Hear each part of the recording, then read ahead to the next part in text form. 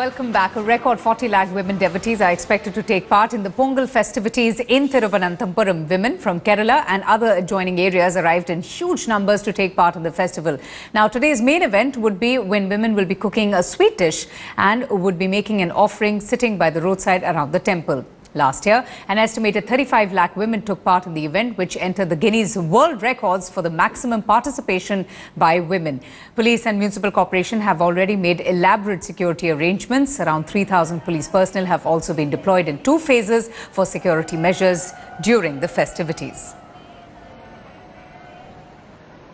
This is the Artagal Pongala festival where women come out and they boil a particular dish on the streets, and this is exclusively for women. So this temple, the goddess that they worship on this day, this temple is known as the Sabarimala for women. And we know that Sabarimala is a place where women's entry is banned and it is only for men, while Artagal is a temple that is called the Sabarimala for women, and this festival is exclusively for women. And the belief is that when they come out and prepare this dish on the streets, what they're doing is they are praying for the happiness of their entire families. And as you can see, the entire streets of Thiruvananthapuram is filled with women. If you can see, all sides, all streets, all roads, schools and colleges are closed, institutions are closed, and random people open their house gates for women to actually prepare the Pongala in front of their houses, irrespective of caste, creed, religion,